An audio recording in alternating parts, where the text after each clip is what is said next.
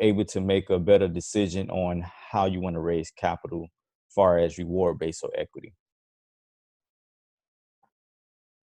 So in this video, the first video, we're going to talk about what is reward based offering and the pros and cons of rewards offering.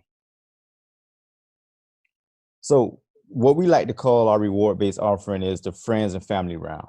So the friends and family round is referring to one of the first or the first round of funding that a startup gets.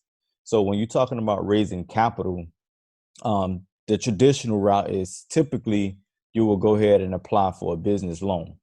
But in the private market space, when you're raising capital, you're raising money from investors. And typically those investors are either angel investors, and then you move your way up to venture capital and private equity firms. However, now with the Jobs Act, crowdfunding became an alternative route that entrepreneurs and startups can take to raise additional capital.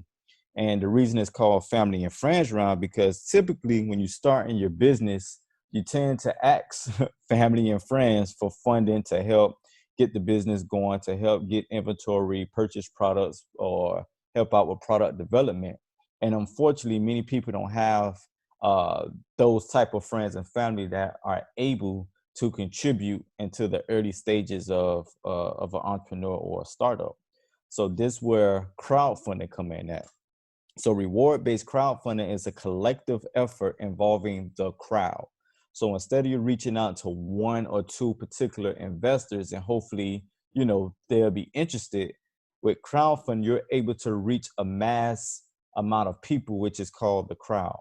And so with the crowd and the founder, they help fund this specific venture. So whatever it is that you're trying to start, whatever your startup is between you and the crowd to come together to help fund this venture. In return, unlike equity, the crowd's contribution, the crowd either get rewards or perks, based on their contribution. So when you raising capital through equity crowdfunding, you have to give up at least, a percentage of equity in your company, what we call ownership. With reward based, you have to incentivize in some shape or form your early contributors to your campaign. Unlike GoFundMe is more like personal reasons, like people raise money for funerals or medical expenses. There's really no reward in return for that, but like a sense of gratitude, and people feel like they're a part of helping someone out on a personal level. With reward based, you want to create some form of reward system or perk system where those people who are helping you out and contributing at the early stage of your company, you're able to offer something in return. It don't have to be nothing big. It can be, a t-shirt. It can be a thank you card. It can be early access to, your products, a shout out on social media. It could be something that carry the same value of that person's contribution. So let's talk about the pros. The pros of reward based. The first one is 100% ownership. When you're raising capital through reward based offering, you still keep 100% ownership of your company. You don't have to give up any equity to raise capital through reward based. The second thing, there's no debt. Unlike traditional funding where you have to get loans to help start your business, with reward-based crowdfunding, there's no debt, there's no equity involved. You don't have to worry about paying anybody back. The third one, which is my favorite, is early customers. Think about it. When you're raising capital at the early stage, those individuals or those backers who's contributing to your campaign, they also may become early customers, because once the product is developed, they are the ones that may get early access to your product. And if they like the product, they're your first customers. So if you're able to raise capital through reward-based crowdfunding, people vote with their dollars. So if someone's able to contribute $25, $50 to $100 to your campaign, to me that shows that you have traction, that you're gaining traction, and this is the opportunity for you to obtain early customers into your business. The third thing, brand awareness. When you're raising capital on crowdfunding, the word is getting put out there. Those individuals who are contributing to your campaign, they're going to tell a friend because they want to see you succeed. They want to make sure that you raise the capital that you need.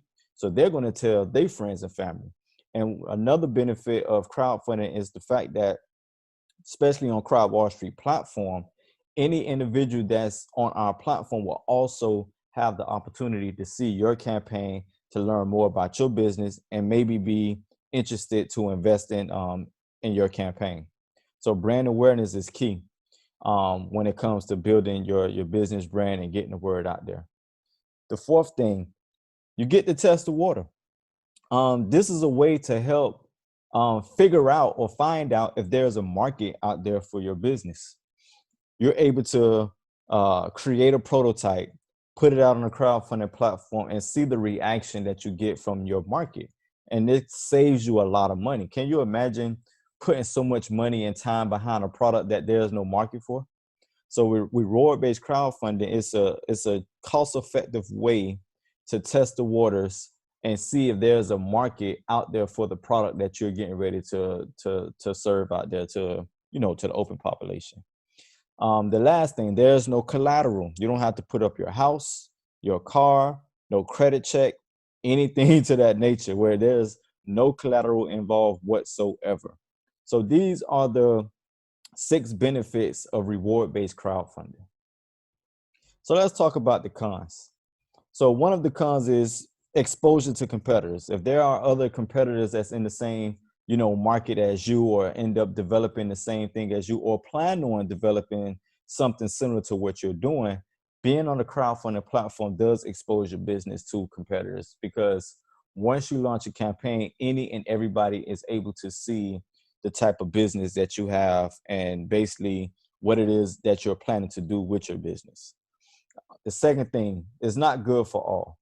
And the reason I say that, because again, going back to what reward-based crowdfunding is, the whole objective of you raising funds from the crowd is being able to incentivize your community. You're able to offer some form of reward or perk that they would get in return. And in some cases, based on your business model, some businesses are not capable of giving out rewards or perks to their community, to their backers. Same, like, for example, like a B2B company. If your target market is another business, then it may not benefit the consumers. It may not benefit, your retail investors or your community, because your product is not for them. It's for another business. So reward-based crowdfunding may not be a good fit for you. Another thing that's really overlooked is taxes. Yes, when you're raising capital through crowdfunding, it's considered income. So I'm not a tax advisor, but I highly suggest, speaking to a tax advisor or a tax consultant, let them know you're getting ready to raise capital through crowdfunding, and ask them, how are you going to be taxed on the money that's being raised on crowdfunding campaigns. The next thing is poor assumptions. You got to understand there's a difference between reward-based and equity-based. So when you look at equity crowdfunding campaigns, you will see their capital raises is quite a little higher than reward-based. Typically, when you look at equity platforms, you will see businesses raising, $250,000, $500,000, or even $1 million or more. And sometimes people think that they can raise that same amount on reward-based crowdfunding, which is not the case. Remember, when you're talking about reward-based, you really don't have a viable business model, or you don't have any track record. So typically with reward-based, those contributions will come from a lower end. The typical contributions that you see across the board, reward-based crowdfunding, it comes in as little as $25 or as high as $100. So when raising capital on reward-based, don't assume that you can automatically raise $100,000 to $200,000 because you feel like you have the best product that's out there. Remember, it hasn't been proven yet. So that's where poor assumption come in at. And we'll talk more about this as we go on with this series. And the last thing is fees. Understand that when raising capital through crowdfunding platforms, it does come with fees, which we'll talk about more in this series. But some of the fees are, you have your platform fee and you have your processing fee. So these are the 2 fees that you really have to factor in when creating your funding goal. like I said, and as you go on this series, you'll learn more about how to structure that and understand how these fees play a factor when raising capital. So this concludes the first video in this series. Thank you for learning. So make sure you watch the second video in this series, and make sure you share this video for those who you think will benefit from this.